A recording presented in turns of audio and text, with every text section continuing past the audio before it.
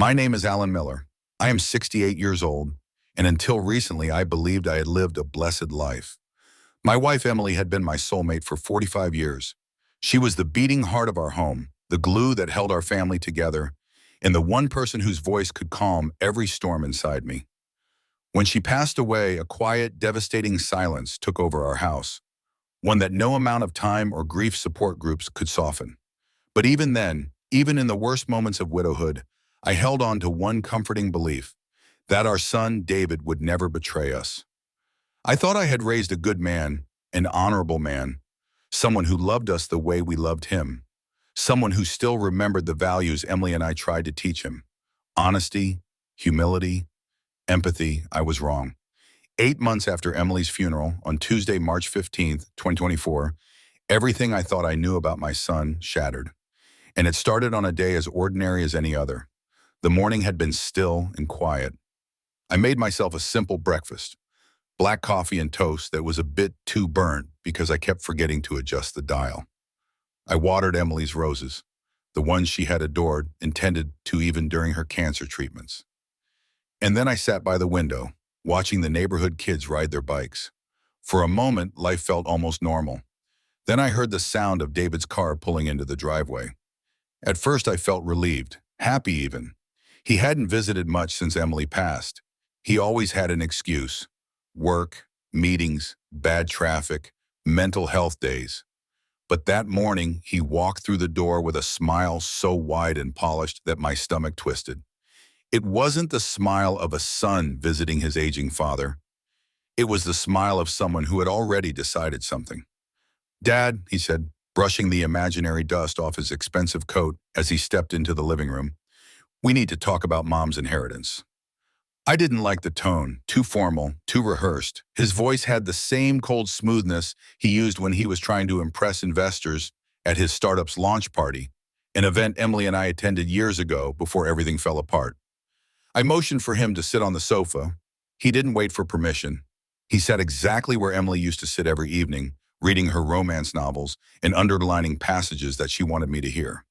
David placed a manila folder on the coffee table. His fingers were rigid, almost eager. I could see something pulsing behind his eyes. Anticipation, nervousness, triumph. "I've been reviewing all the papers with my lawyer," he said, "and it turns out Mom left everything clear in her will. The lake house, the company shares, and the $4.7 million in savings. It's all in my name." For a few seconds, I couldn't speak. I couldn't breathe. I stared at him, trying to understand if he was joking, or testing me, or maybe just repeating something incorrectly. "David," I said slowly, "that can't be right. Your mother and I discussed our wills dozens of times. She was incredibly clear. I would inherit her assets. After I passed, you would inherit everything. That was the plan." David's expression shifted. The polite smile slipped off his face like a mask dropping to the floor. What replaced it wasn't confusion or sympathy. It was irritation, almost contempt. "Dad," he said sharply, "don't get confused in your old age. Here are the official documents, signed by Mom, certified by the notary. Everything is in order." He slid the folder toward me. My hands trembled as I opened it. There was Emily's signature, but not quite. My heart squeezed painfully in my chest. The slant was slightly off. The pressure seemed wrong. I had watched Emily sign thousands of grocery lists, birthday cards, medical forms. I knew her handwriting like I knew the lines of her face. And though this signature looked nearly identical, it wasn't hers. It couldn't be. Something inside me whispered, "This is a lie." "I need time to process this," I whispered. The room felt as though it were tilting. "There's nothing to process," David replied. "I've already started the legal procedures. The money is being transferred to my account. The lake house too. Consider this an advance on your inheritance. It would have been mine eventually." I stared at my son, my only child, and felt something crack inside my chest. He wasn't speaking like someone following his mother's wishes. He was speaking like someone who had just won a prize and didn't care who he had stepped on to get it. Anger rose in me, cold and sharp. "David," I said, "if this is real, I will respect your mother's wishes." But if I find out these documents are irregular, he interrupted me with a laugh that hollowed me out from the inside. Cold, cruel, calculated. Consequences? From an old man who can't even remember where he put his car keys? Dad, accept reality. Mom was smarter than you. She knew I would take better care of her money. For the first time in our 42-year relationship, I felt afraid of my own son. Not physically afraid. Emotionally afraid. Spiritually afraid. Because this wasn't normal greed. This was something darker. Something hungry. Something heartless. Your mother loved me, I said quietly. She would never have done something like this without telling me. David leaned closer. His eyes were coal black stones. Did you love her? He asked. Because if you did, you'd respect her final wishes. He stood, smoothed his shirt, adjusted his expensive cufflinks. Anyway, he said casually, I'm late for a meeting. I'll check in next week. And he left. The door clicked shut. My entire world cracked open. That night, the house felt colder than ever. Walked to the study Emily and I shared for decades. Her framed photos stared back at me from every wall. Her smile, her warmth, her love. I placed my hand on one frame and whispered, Emily, what did he do? Suddenly, I remembered something. Something I hadn't thought of in years. The safe. The one Emily insisted we install. The place where we kept every important document we owned. My pulse quickened. I walked to the safe, unlocked it, and retrieved the original will. The real will. The one Emily signed 6 months before her death. I compared the signatures side by side, and the truth hit me like a punch to the chest. David had forged the will. He had stolen from his dead mother. He had stolen from me. He had betrayed everything our family stood for. I sank into Emily's chair. Tears blurred my vision. I clutched the real will in my hands as if it were the last piece of her I had left. I whispered, Emily, I'm so sorry. But something inside me hardened, because now I knew the truth. And I wasn't going to let him get away with it. Not my son, not this time, not ever. The days after David's visit blurred together in a haze of disbelief, anger, and heartbreak. Every time I opened my mailbox, checked my phone, or passed a store window, I half expected him to be there, grinning, flaunting his spoils, the same smug expression that had frozen me in place just a week ago. I had imagined David growing up, helpful, attentive, compassionate, the boy who once held my hand as we planted Emily's roses together. But that memory now felt like a lie, a cruel trick my mind played to soften reality. Because the man who had walked into my home on March 15th, 2024, was a predator in human skin, and he had been lurking there all along. Hidden behind the face I had known for 42 years. Within days, David's transformation was staggering.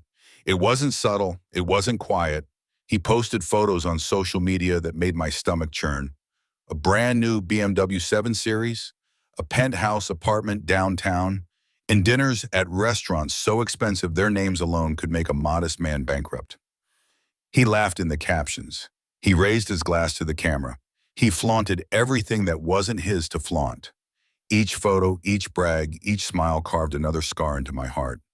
Not because of the money, not because of the possessions, but because I realized painfully that my son no longer existed.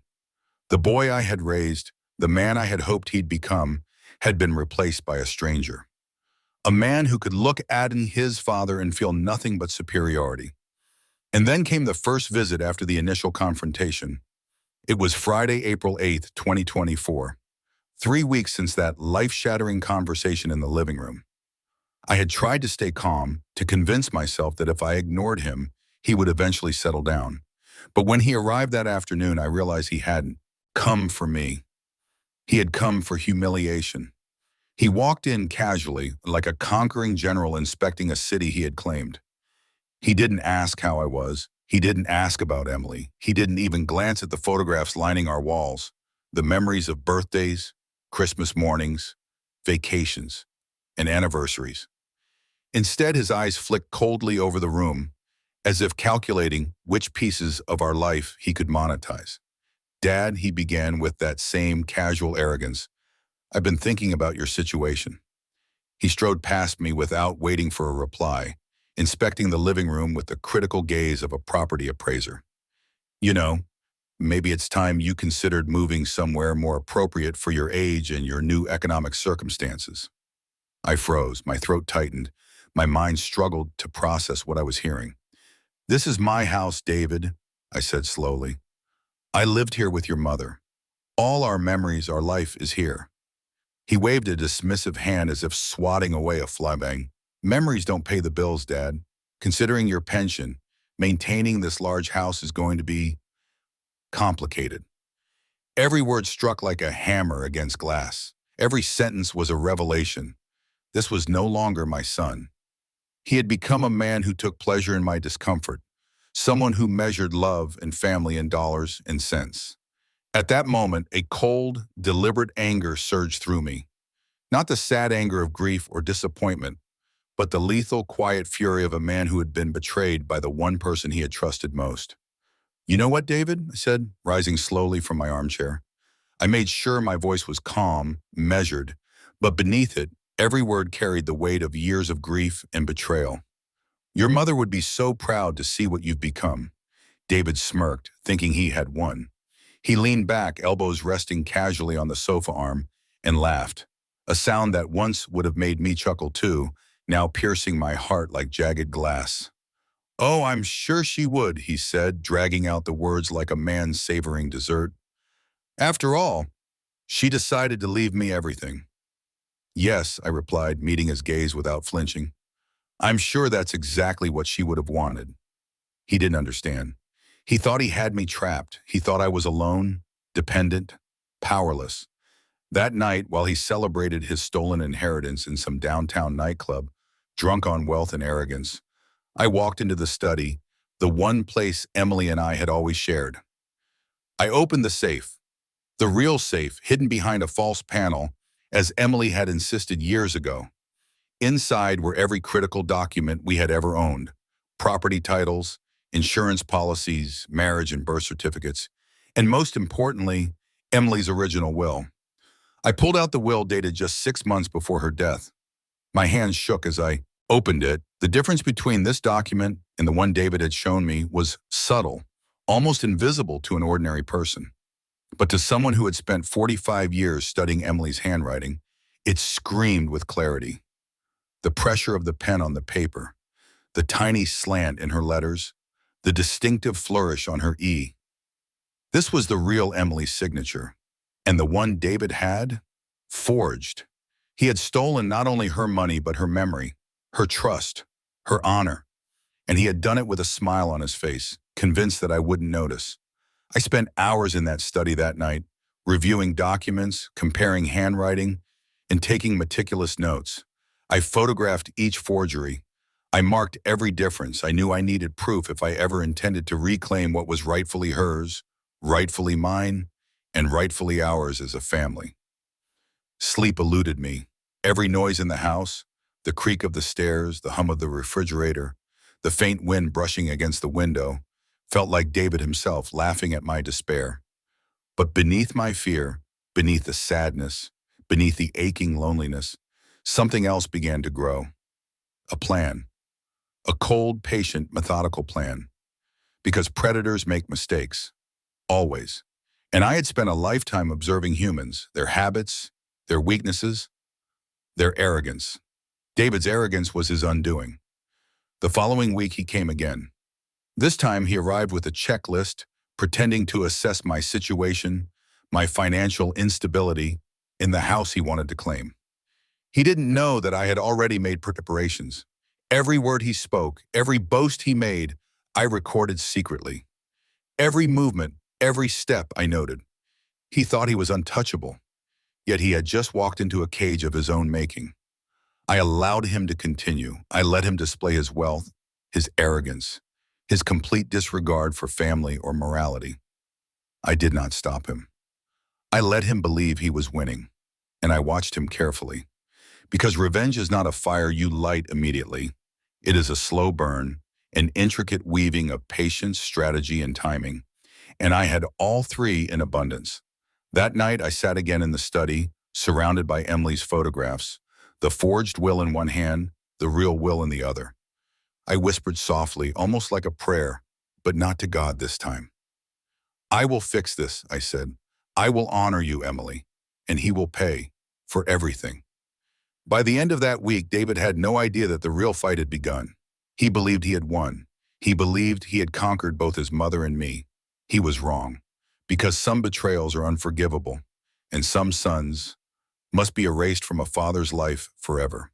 If grief is a storm, betrayal is the lightning that splits the sky open.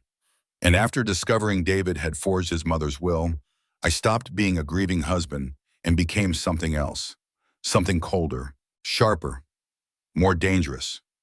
For weeks, I had been a man suffocating in heartbreak, but by the time April turned into May, I had become a man fueled by purpose. And David had no idea what was coming. The first step, becoming invisible. I knew I couldn't confront him immediately. People like David, people who have tasted stolen victory, make mistakes when they believe the battle is already won. They grow careless, arrogant, sloppy, and arrogance was the very foundation of my son's personality now. So I disappeared from his radar. I answered his messages slowly, vaguely. I acted confused on the phone. I pretended not to understand the documents he kept sending me for my own good. Every time he spoke to me, I let my voice tremble. Not from fear, but from strategy. "Dad, are you listening?" he would snap. Yes, I'm just tired," I'd reply, sounding defeated. He loved it. My weakness empowered him. And I needed him drunk on that power, because a man who believes he's invincible never looks over his shoulder. The second step, the lawyer. When I first walked into Attorney Margaret Hayes' office, I looked like what I wanted everyone to assume I was.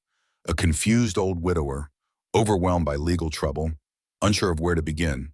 But the moment the door closed, I revealed the truth.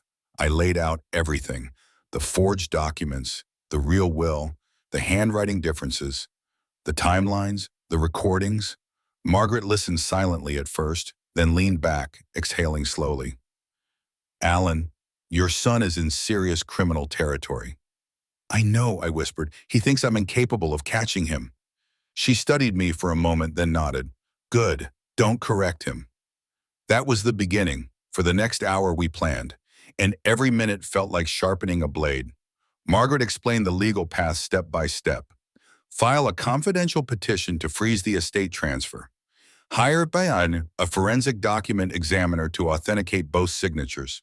Prepare to file charges of fraud, forgery, elder financial abuse, and identity theft. Gather more evidence. Much more. Evidence. That word echoed in my head. "To win this," Margaret said, "we'll need everything. Audio, documents, witnesses, timelines, patterns. And above all, David must not suspect a thing." I nodded. He won't.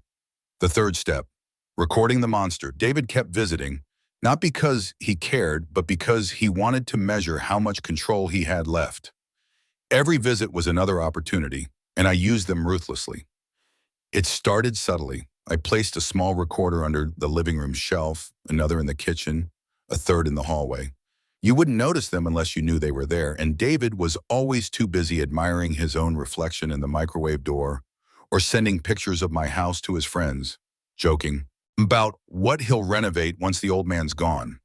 Every time he opened his mouth, he gave me more evidence. "Dad, this house is basically mine already. I'll get rid of these old couches. They're depressing. That lake house? Oh, you should see the offers I'm getting. Mom made the best decision leaving it to me." And the one line that sealed everything? "Come on, Dad, you're nearly 70. Why would Mom leave money to you? I need it more than you ever will." Cruel, cold, selfish, illegal. All recorded. One afternoon, he even joked about the forged document, without realizing the recorder was running in the bookshelf right behind him. He said, laughing, "The lawyer said Mom's signature looks professional." "Of course it does. I spent hours practicing it." I froze. He kept laughing. I kept recording. That night, when I replayed the audio, the pain was so deep I could barely breathe. But beneath the pain was satisfaction. Because that line alone could destroy him in court. The fourth step, watching my son become a stranger. May became June, and David's arrogance only grew. His social media was filled with photos of champagne, luxury clubs, Rooftop parties, private events, and expensive brunches. He was burning through the money like a wildfire tearing through a dry forest. He leased another car, a convertible this time. He began dating a woman half his age who called him baby only when he paid for things. He bragged online about being a millionaire. He even filmed himself handing out expensive watches to his new friends. He didn't know the bank had already flagged the account.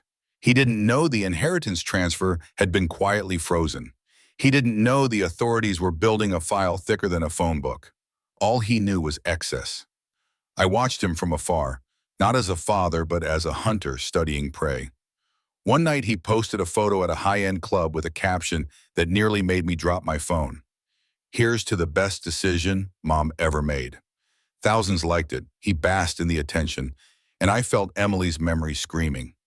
That night I stood in our bedroom, staring at her framed wedding photo. I touched the glass gently. "I won't let him tarnish you," I whispered. I knew she would never have wanted revenge, but justice was her language.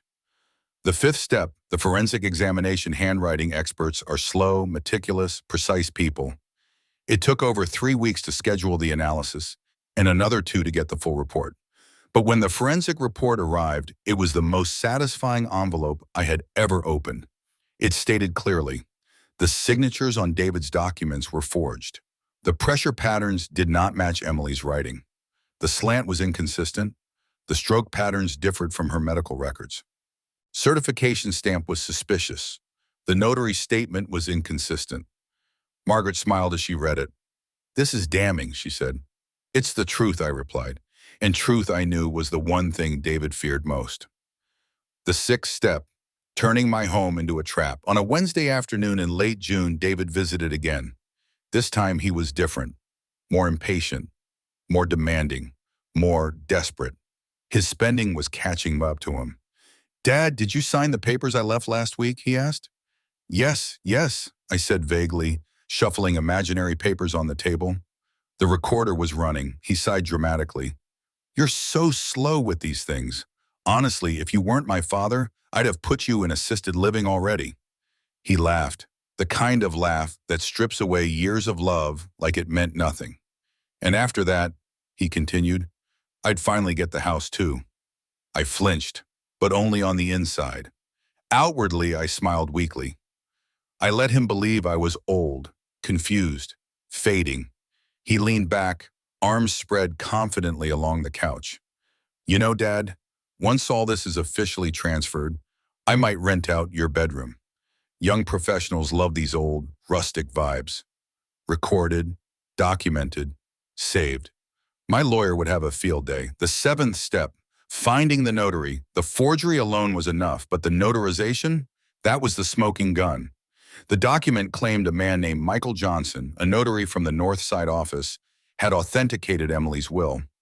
But Margaret did some digging. There was no Michael Johnson registered in the state during that year, and the notary ID number didn't match any licensed office. This wasn't just fraud. It was premeditated, calculated, and criminal. The trap was nearly complete. The eighth step, the final visit before everything collapsed. The last time David visited before the confrontation was mid-July. He arrived more arrogant than ever, wearing a designer jacket, gold watch, sunglasses indoors, the works. "Dad," he said as if addressing an employee, "I made the final arrangements. The house will be appraised next week." He walked through the hallway, touching the frames of family photos like he was evaluating them for resale value. "You know, once I renovate, this place will be worth a fortune." He paused in front of Emily's picture. He smirked, actually smirked. "Mom really wanted me to have it all. She always said I was the responsible one." I felt something rise inside me. Grief, anger, hatred, I don't know. But I controlled myself. For the last time, I played the weak old man. "Yes, David," I murmured, "whatever you think is best." Because tomorrow the world would see who my son had really become. And by tomorrow night, he would no longer have access to a single dollar of Emily's legacy. He would no longer have access to my home, my life, my future, or me. The final move begins. That night, I emailed Margaret. "Everything is ready. Proceed." She responded within minutes. "Tomorrow at 9 a.m. Bring the real will. Bring the recordings, bring your strength. And as I placed Emily's real will back in the safe, I whispered to her, picture, tomorrow, my love, we take him down. Because justice delayed is still justice, and betrayal, no matter how deeply it cuts, can still be avenged. David thought he had won. He thought he was untouchable. He thought he was smarter than everyone, including me. He was wrong. By the time the sun rose the next morning, the trap wasn't just set. It was already closing. The morning sunlight filtered through the blinds of my study, painting the walls in muted gold.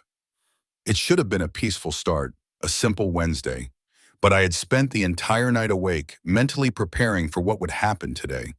Today wasn't just another meeting with a lawyer. Today was the day David would learn that arrogance, greed, and betrayal carry consequences. I dressed carefully, deliberately choosing a gray suit that gave the impression of frailty, and the tired weight of a man worn down by life. If David believed I was weak, it would make his downfall even sweeter. Margaret Hayes arrived promptly at 8:45 a.m., carrying a thick manila envelope filled with everything we had compiled over the past 2 months. Audio recordings of David's boasts, photographic evidence of his sudden, extravagant lifestyle, the forensic report proving the forgery, and a meticulously organized timeline of every action David had taken to claim what was not his. I placed the original will in the envelope's center, as if it were the beating heart of our operation. "Everything is ready," Margaret had said. Her eyes were calm, but there was a spark in them, an acknowledgement that the trap was now perfectly set. I nodded. "Let's do this." The arrival at 9:15 a.m., David arrived. He was dressed in his usual flair, a tailored suit, sunglasses, and a smirk that could have frozen Niagara Falls. He carried himself as if he owned the entire block, and by his own reckoning, he did. "Dad!" he exclaimed, stepping into the office with exaggerated cheer. "I see you've managed to get ready on time. Impressive for your age." I gestured weakly toward the chair. "Have a seat, David." He plopped down, legs spread, leaning back with the casual arrogance of one who had never known consequences. I sat across from him, hands folded neatly, eyes calm, voice quiet. That's when Margaret began. "David," she said, her tone neutral, professional, "we need to review the inheritance documents your father signed on your behalf." David's smirk didn't falter. "Of course, I assume everything is in order. Mom's wishes are clear." Margaret slid the forensic report across the table. "You should read this first." He glanced at it, eyebrows raised. Handwriting analysis? Cute. My father probably made a mistake with these." I remained still. My silence was deliberate. Every second David underestimated me, the more of his own hubris built the trap around him. The confrontation begins. Margaret clicked a small remote, projecting images on the screen behind us. "Here are the documents David submitted to the bank, notarized and signed," she said. Each document appeared in crystal clarity. "Notice anything unusual?"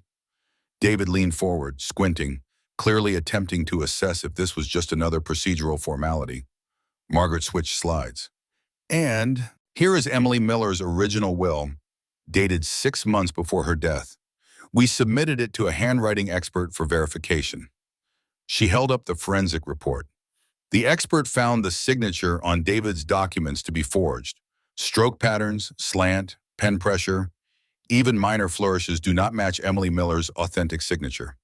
The certification is also inconsistent with registered notaries in the state.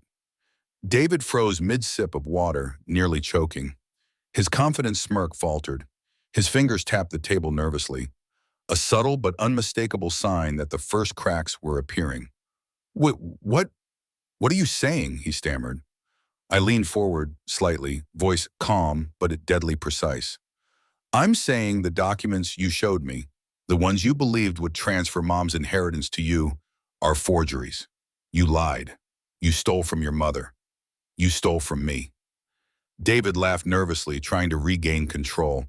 I don't know what you mean. She wanted me to have it. She told me." "You forged her signature," I interrupted, my voice sharp, icy.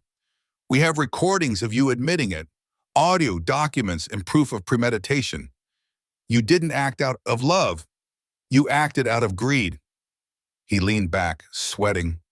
This, this isn't real. You're bluffing. You don't have proof. Margaret smiled. On the contrary, David, we have everything. The bank has been notified. Your account has been frozen pending further investigation. And the authorities have been alerted to your actions. Forgery, fraud, identity theft, elder financial abuse. The charges are serious, and the evidence is substantial. David's collapse. For the first time, David looked genuinely afraid. His arrogance, the shield he had hidden behind for so long, crumbled in real time. You can't, he stammered. He glanced at me, desperation in his eyes, looking for mercy, for a hint that I might forgive him. But there was none. I stood, my gray suit sharp against the bright office light, and looked directly into his eyes. Your mother loved you more than anything. She would never have wanted this for you. And I cannot forgive betrayal of this magnitude. You've made your choices, David, and now you must face the consequences. He swallowed hard. Dad, please. Your actions have consequences, Margaret interrupted firmly. You are facing criminal charges. The original will be honored. Nothing you've done can change that. The estate will remain with your father as Emily intended. David's hands shook. He looked around, grasping at the papers, the photos, the certificates. I didn't mean, it was just, I cut him off. It doesn't matter what you meant. Intent cannot erase the truth, and it cannot undo the lies you committed. You have stolen from the dead, from your family, from the person who loved you, unconditionally, and now the law will deal with it. He slumped in the chair, completely defeated. The confident, arrogant man I had known was gone, replaced by someone small, broken, and terrified. Margaret gathered the evidence, giving David one last glance. We recommend full cooperation. Anything else will only worsen your legal situation. I watched silently as he realized, too late, that everything he had built on lies and deceit had collapsed. The emotional aftermath. After David left the office, escorted by a state investigator who had quietly arrived, I sat back in my chair. My hands shook, but not from fear, from relief, from sorrow, from a lifetime of love finally intersecting with justice. I felt no triumph in seeing my son fall, only a deep, aching sadness. 42 years of a father's love could not undo his choices, nor erase the man he had become. Yet justice had been served. Emily's legacy, her money, her lake house, her memories, all remained intact. Her wishes had finally been honored. I sat alone in Margaret's office for a long time after, staring at her notes, the evidence, the recorded audio. My body felt drained, but my mind was sharper than it had been in decades. I whispered softly, touching the old leather of my briefcase. Emily, I murmured. It's done. Your wishes, they're safe. And your memory, no one can touch it. Outside, the city moved on as if nothing had happened. People laughed, cars honked, birds chirped. But in that office, the air had been cleansed. A betrayal had been exposed, a predator humbled, and a father finally had regained control of his life. The choice, I could have forgiven him. I could have pretended this never happened, lived quietly, and avoided legal proceedings. But some acts are too deep to forgive. Some betrayals cut so deep they cannot be erased with words. David had crossed a line that could never be uncrossed. I made a choice that day, to protect my wife's memory, to protect my life, and to erase him from my world forever. I left the office that day not triumphant, but resolute. I had done what needed to be done. And yet, as I walked home, I felt a hollow ache where my son's love once resided. Because some victories are bittersweet, some losses are permanent. The summer of 2024 was heavy with heat and tension. Even the sun seemed aware of the storm that had passed through my life. David had been humiliated, cornered, and exposed, but the aftershocks of betrayal lingered. He was no longer a son in the sense I had known. He had become a stranger, a man whose greed and cruelty had severed ties that could never be repaired. I walked through the rooms of our Chicago home, each one steeped in memories of Emily and our life together. The photographs on the walls, the soft hum of the old refrigerator, the delicate scent of her favorite jasmine candles. It all reminded me of what had been stolen and what I had fought to reclaim. And now it was time to close the chapter completely. The first step, cutting contact. David tried calling, repeatedly. Messages stacked up on my phone, emails, even texts from people he had convinced to contact me on his behalf. But I ignored them all. No response, no acknowledgement, nothing. For 42 years, I had answered to him, guided him, worried for him. Now the roles had reversed. My duty was no longer to raise a son. My duty was to protect myself and honor Emily's memory.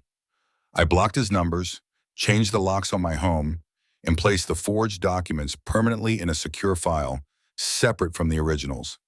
I made sure that even if he tried legal tricks, he had no access. David had no idea what awaited him legally, financially, or emotionally, and that was precisely how it needed to be. The predator would now experience what it felt like to be powerless. The second step, securing the estate. Margaret Hayes and I worked swiftly to ensure the real will was enforced. The lake house was fully secured under my name. All bank accounts reverted to proper ownership. Any pending transfers initiated by David were canceled. Forensic evidence and the audio recordings were submitted to authorities, creating a permanent legal record of his criminal activity. David's life of luxury evaporated almost instantly. His social media bragging became irrelevant. The cars he leased were repossessed. The luxurious apartment, his penthouse, was under scrutiny by the banks. He had thought he was untouchable. Now the reality of consequence loomed over him, and for the first time I did not feel anger at him, but pity. Pity for a man who had chosen greed over love. Pity for a man who had destroyed the very relationship that could have saved him. The third step, reclaiming my life. With the legal battle settled, I focused on my own healing. I began tending Emily's garden daily, speaking to her photographs as if she could hear me. I reorganized our home, not to erase David, but to reclaim it from his shadow. Every room I entered reminded me of her laughter, her care, and the life we had built. Slowly, the weight of betrayal began to lift. I even began to enjoy the small things again, sitting with a cup of tea by the window, reading her favorite books, listening to classical music we both loved. Life had not returned to what it once was. It would never be the same, but it could be peaceful again. The fourth step, reflection and resolve. One evening I sat in the study, Emily's will carefully locked away, and reflected on the past 6 months. Betrayal, anger, pain, justice, all were intertwined in a complex knot of experience. I realized something vital. David had taught me a painful lesson about the limits of trust, about the necessity of boundaries, about the power of self-preservation. I whispered to the empty room, "Emily, I've done what you would have wanted. I've protected you, our life, and our legacy." And for the first time in months, I felt calm, not happy, not celebratory, calm. The storm had passed, the predator had been humbled, and justice, slow, deliberate, unwavering, had been served. The final step, walking away. David was gone from my life. I had erased him completely, not out of hatred, but out of survival. I could not allow him to poison my remaining years. I could not allow him to overshadow the love and life Emily and I had shared. I never responded to his calls. I never acknowledged him in any way. I blocked any attempt he made to influence or intimidate me. And in that silence, I finally discovered freedom. I walked through the halls of my home, touching the photographs, the books, the furniture, and whispered to her, "It's just us now, Emily. Just us." No one could steal her memory. No one could touch the life we built together. David had been my son, and now he was nothing more than a stranger. And strangers, no matter who they once were, do not belong in your life. Epilogue, justice and closure. Months passed. David faced the legal consequences of his actions. I never attended his trial. I didn't need to. I had already regained what mattered most: the protection of Emily's legacy, the restoration of my peace, and the knowledge that some betrayals, no matter how deep, can still be corrected with patience, planning, and courage. I continued to live quietly in our Chicago home. Friends visited, Neighbors stopped by, but the house no longer felt haunted by treachery. It was warm again, filled with memory, love, and reverence for the life Emily and I had shared. I learned an important lesson. Blood does not always define family. Love does not always protect. And sometimes the greatest act of courage is walking away from the people you once trusted most. I had lost my son, but I had regained myself. And for the first time since Emily passed, I felt whole again.